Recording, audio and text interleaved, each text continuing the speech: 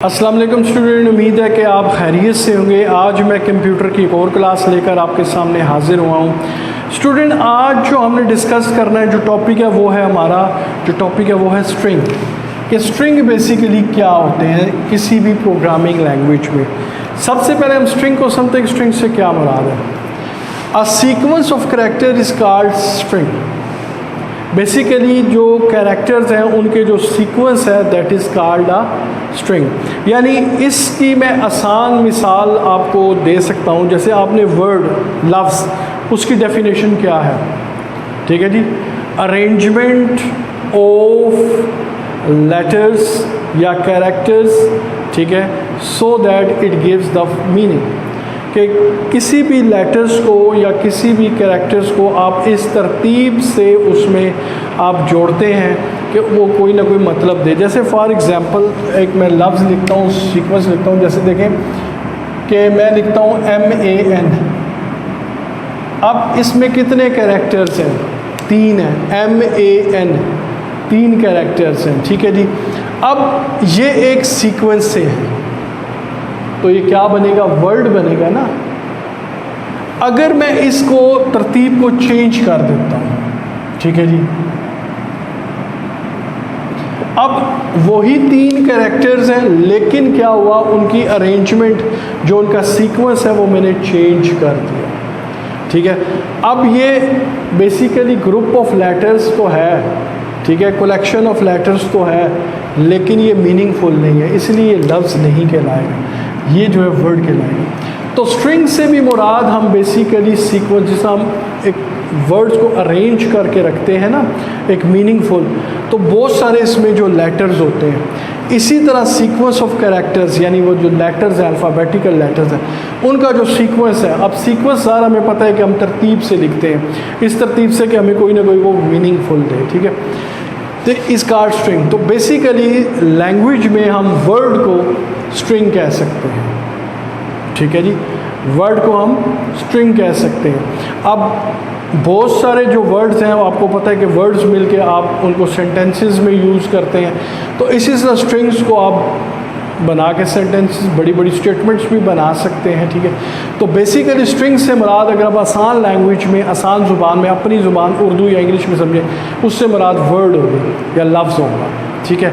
कि बेसिकली जब आप लेटर्स को एक सीक्वेंस से अरेंज करते हो तो that is called a string, यानी sequence of character is called a string, ठीक है जी। अब स्ट्रिंग्स की बेसिकली प्रोग्रामिंग लैंग्वेज में कहाँ यूज़ होता है, किस मकसद के लिए यूज़ होते हैं स्ट्रिंग्स, ठीक है। तो बेसिकली आपने देखा कॉमनली यूज़ होते हैं फॉर एग्जांपल कोई वर्ड्स के लिए। जैसे कोई भी मैं वर्ड लिखता हूँ तो फॉर एग्जांपल कंप्यूटर है, ये वर्ड है, ठीक है, इसको मैं लिखता हूँ। और एक चीज़ आपने याद रखनी कि strings are always enclosed in double quotes. जब भी आप स्ट्रिंग लिखेंगे उनको डबल कोट मार्क में, डबल कोटेशन में इनको क्लोज में, इनको इनक्लोज्ड करना है, ठीक है जी। तो कोई सा भी वर्ड आप लिख सकते हैं, कुछ भी, जैसे हेलो, ठीक है, तो इसको डबल कोटेशन। इसी तरह नेम्स, आप कोई भी नेम्स जो है ना वो लिख सकते हैं। फॉर एग्जांपल नासिर, ठीक है जी, लेकिन डबल कोटेशन में हामिद। तो ये आप कोई से भी नेम लिख सकते हैं, इसमें इंक्लूड होते हैं। ये भी स्ट्रिंग है, सारा सीक्वेंस ऑफ क्या है, कैरेक्टर्स है ना, लेटर्स हैं, ये वर्ड है। आसान लफ्ज़ों में हम इसको लफ्ज़ बोलेंगे या कंप्यूटर लैंग्वेज में हम इसको स्ट्रिंग बोलेंगे। इसी तरह आप एड्रेसेस को भी लिख सकते हैं। जैसे मैं लिख देता हूँ जी, house number 225, street number 10, RWP यानी रावलपिंडी, और डबल कोटेशन में। तो आप कोई सा भी एड्रेस भी लिख सकते हैं। अब इसमें देखें बहुत सारे जो हैं वो स्ट्रिंग्स वर्ड्स यूज़ हुए हैं, बहुत सारे लेटर्स को एक तरतीब से अरेंज किया गया है। तो स्ट्रिंग्स जो है उसकी कोई लेंथ नहीं है, आप इसमें जो है मुख्तलिफ़ किस्म की स्ट्रिंग जोड़ के आप इसको सेंटेंस भी बना सकते हैं। इसी तरह सेंटेंसेस के हिसाब से भी आप यूज़ कर सकते हैं। जैसे लिख सकता हूँ जी, this is my first program.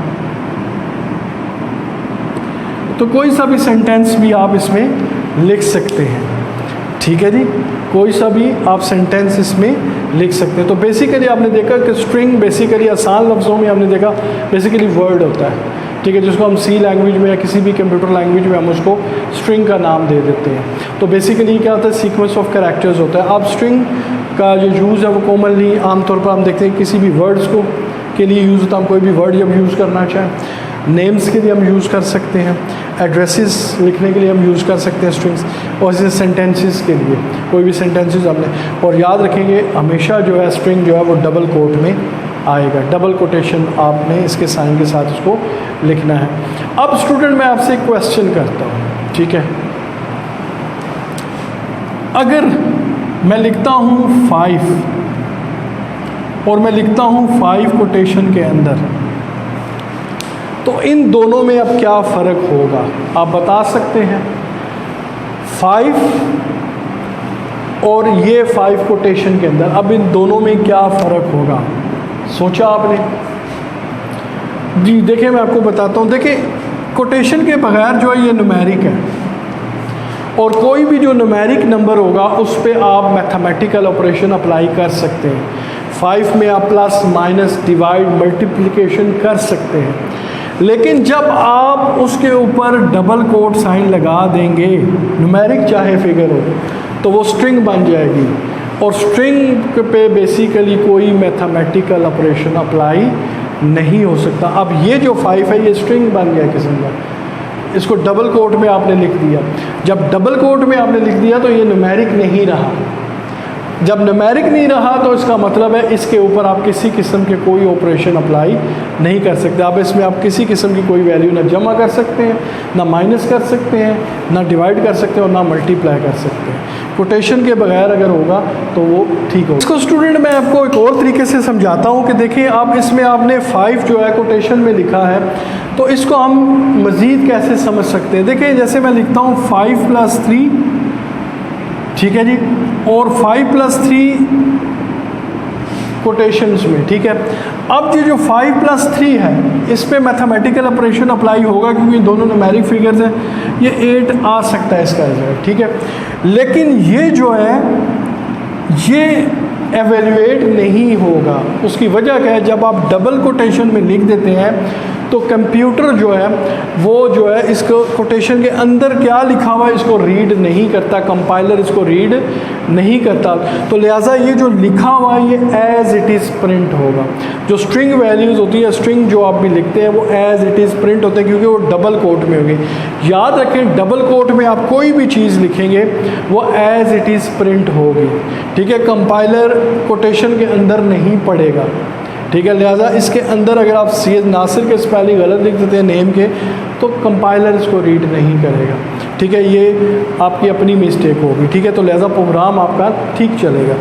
तो लिहाजा हम देखते हैं जब हम डबल कोट साइन लगा देंगे किसी भी न्यूमेरिक, उस पर कोई मैथमेटिकल ऑपरेशन अप्लाई नहीं होगा। न्यूमेरिक वैल्यू जो है वो स्ट्रिंग जब बन जाएंगी तो उन पर मैथमेटिकल ऑपरेशन अप्लाई नहीं हो सकता। तो स्टूडेंट उम्मीद है आपको स्ट्रिंग का पता लग गया होगा। अगर मैं छोटी सी समरी इन दी एंड बताना चाहूँ तो बेसिकली जो स्ट्रिंग होता है वो सीक्वेंस ऑफ कैरेक्टर्स होता है। तो हम सीक्वेंस ऑफ कैरेक्टर को स्ट्रिंग कहते हैं। आसान लफ्ज़ों में अगर आप समझना चाहते हैं तो आम लफ्ज़ों में जैसे वर्ड होता है, कोई लफ्ज़ होता है, अब लफ्ज़ जो है वो मुख्तलिफ लेटर्स से मिलके बनता है, ठीक है। उस लफ्ज़ को हम सी लैंग्वेज में, ठीक है, या किसी भी लैंग्वेज में हम स्ट्रिंग बोलते हैं, ठीक है। तो लफ्ज़ जो होता है वो स्ट्रिंग होता है। तो स्ट्रिंग आम तौर पर हम किस मकसद के लिए इस्तेमाल करते हैं लैंग्वेज में? आम तौर पर किसी वर्ड्स को लिखना हो, किसी भी नेम को लिखना हो, एड्रेस को लिखना हो, या कोई सेंटेंस लिखना हो। तो ये मैंने आपको स्टूडेंट बताया था कि स्ट्रिंग में आपने ख्याल रखना है कि जो भी स्ट्रिंग आप लिखेंगे वो डबल कोटेशन के अंदर लिखेंगे, ठीक है। तो डबल कोटेशन का साइन मस्ट है। तो उम्मीद है स्टूडेंट आपको आज का ये लेक्चर समझ आया होगा। इंशाल्लाह अगली वीडियो के साथ दोबारा आपके साथ मिलेंगे, तब तक के लिए इजाज़त दीजिएगा जी। अल्लाह हाफ़िज़।